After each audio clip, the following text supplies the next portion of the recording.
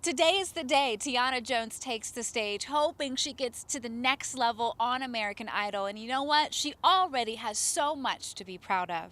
Well, what an action-packed couple days it has been here in LA. As you can see, we've had behind-the-scenes exclusive coverage here at American Idol. And I got a chance to talk to Tiana right after she performed. She has this message for you. I love you guys so much. Thank you, thank you, thank you for trying to vote me through. I know you guys did everything you possibly could to vote for me. I love you so much, and please don't give up on me. I got more to do. I also had a chance to grab Keith Urban, one of the judges here. This is what he had to say about Tiana's entire run on American Idol. Being 16 and having that gift she's got such a great road in front of her. And you know what? Even though her run is over, I think we can all say we're very proud of Miss Tiana Jones. Reporting in LA, Letitia Barriola, Fox 30, CBS 47, Action News Jax. As you can see, these laser lights can project off of anything, so it obviously will make your home look very festive for Christmas. But if you use them the wrong way, they could cause a major disaster. There are hundreds of retention ponds like this one behind me here on the south side. And Williams says finding out what's at the bottom of these retention ponds has helped out in searches before. About ready to rock and roll? A tender pork stew brews in the kitchen We got to make it last. as a fresh tomato salad is served. Cheese bread's in there, yes. This isn't just any kitchen. And Vernon Curver, who goes by Rusty, isn't just any cook. The meat's got to be real tender. A lot of these guys don't have good teeth, you know. You've got to think about things like that. The meals he's creating are for people who don't have a home, who depend on St. Francis House for a meal. Oh, yeah. Rusty knows what it is to be hungry. He was once in their shoes. It really brings your psyche down. And with one of the only things that you can protect yourself is to numb the pain. So you drink. And that's what I did. But Rusty now has a full-time job as the kitchen manager at the very shelter he once lived in. I do what I've always wanted to do, and that's cook. It's all thanks to a program called Fresh Starts, run by First Coast Technical College. Chef Ted Kowalski teaches the 4-week class. They leave with a sanitation certificate, which allows them to get a job in the marketplace. They gain hand skills, confidence. All the food you see here is donated. The chef coat, aprons, and hats are too. The students don't pay a dime thanks to proceeds from the Spanish Wine Festival and other organizations. Here you go, guys. Enjoy. Kowalski will teach his 7th course next month. You remember where it goes? But for Rusty, it's more than a fresh start at life. I enjoy the way people feel when they eat my food. This opportunity has given him purpose. It's given him hope. If it wasn't for this place, with the tough love and all of that, I probably would have been gone a while ago, like a few of my friends. In St. Augustine, Lorena Inclan, Fox 30, Action News Jax. We took this 48-foot boat called the Pacing Eagle out to sea from St. Augustine. The captain we went out with says he heard the Coast Guard give a warning over their scanner this morning that cargo containers that fell off the Columbia Elizabeth could be in our area. The Coast Guard puts out a broadcast. It's what they call notice to mariners. Captain Donald Sampson says in that broadcast they warned boaters about the dangers they could face at sea if they run into a container. Barges losing their loads and everything else. If you hit it with a boat like this, it usually causes catastrophic damage. The entire time we were in the water, Sampson was on the lookout for anything that could harm his boat or us. Hitting a container could have caused us to sink.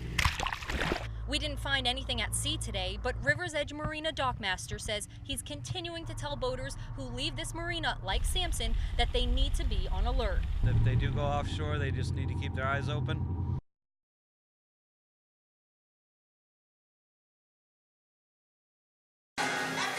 With smiles and arms raised, the people of Charleston embraced each other tonight. As the tragedy of Emanuel AME set in, the faithful came together for support and to grieve.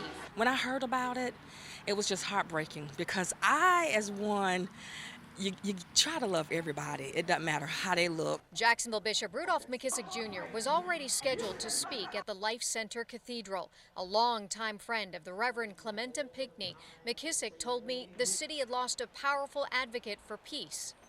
Do you fear that something like this could happen in your church in Jacksonville? I don't live in fear. It could happen anywhere. But I don't have that kind of fear. Absolutely not. But after tears were shed, voices raised, not in anger, but in exultation. The room erupted with a kind of emotion that is fueled by faith. The atmosphere that you see in that sanctuary, I think, is the necessary atmosphere to say to everyone that the church is still a place of joy, it's a place of sanctuary, it's a place of worship. Bishop Brian Moore told me this is a chance for his congregation to use an act of hate to ignite a conversation about racism and tolerance. And I think this is a great opportunity for us all to come together, black, white, whatever the race, whatever the religion may be. An opportunity born of tragedy, but one these men and women hope will inspire change and, above all, forgiveness.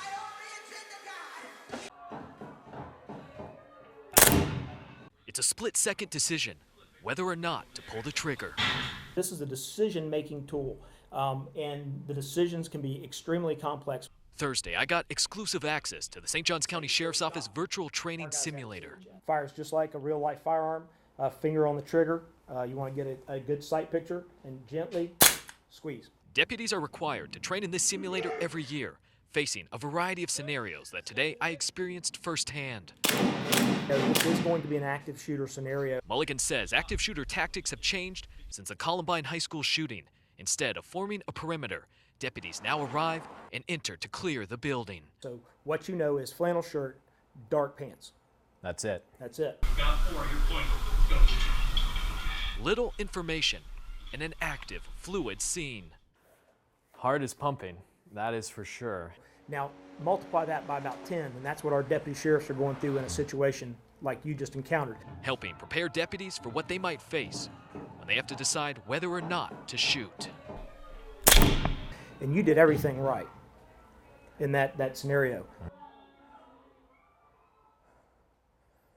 Outstanding job. Fully armed and out in full force, the search on for James Cawley after police say he killed his wife and a family friend. He's a desperate man. He was this morning when he showed up here to bust into a house and start killing people. Sheriff Shore says the murder happened around 11 Thursday morning inside a home here in the Mirabella community. The sheriff says there were other people inside the home when the shooting happened.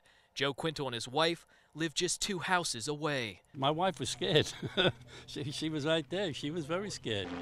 Immediately after the shooting, nearby schools were locked down and officers scoured the area, even searching this wooded area after a woman said she saw a man running. A chopper searching from above, and look there, an officer with his sights set. We're very cautious. We're going to treat this with extreme caution, and we want our citizens to. The area was cleared and the hunt continues after a shooting that's left neighbors in disbelief and the sheriff wanting justice. They pass by and, they wave hi. Yeah, that's They're very nice people. I wouldn't have expected anything to happen. Well, here we go again. I mean, listen, we've become a death-centric society.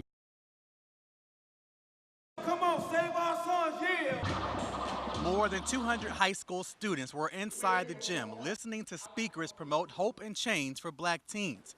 But outside the gym, a different story. We all knew what we came here for. We came here just to fight.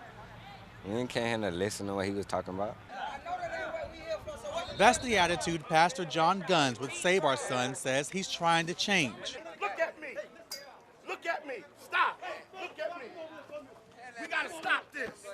This ain't why we do this. Whenever our young men get together, there are these rivalries, there are these beefs. A lot of what we see in our community are young men who are angry. You know what's really scary? Pastor Gunn's message was powerful and affected everyone who was there, including me. Listening to him, you could feel and see his passion and frustration in his effort to save lives and stop the violence. This matters to me. It does. It matters to me. Probably more than I can ever explain to anybody. What you have to do, but let them live. Let them live.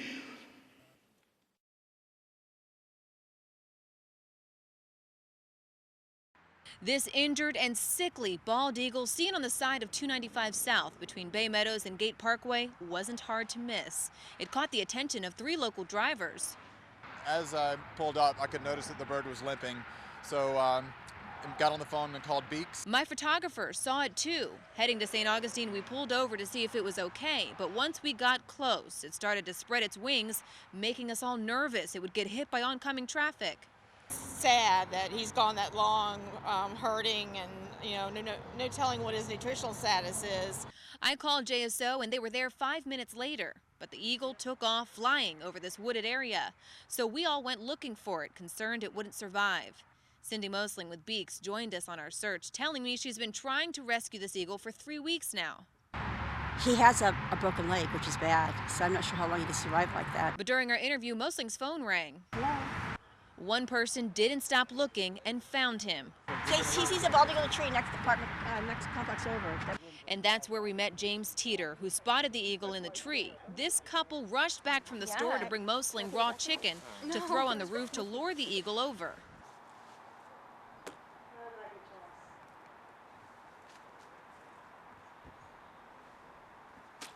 It worked, but it took off across the pond where we found it eating. Quietly and carefully, Mosling inched closer to it, net in hand. It took a couple of tries, but she finally got it. There you go. She got her. She got the eagle. She got the eagle. Across the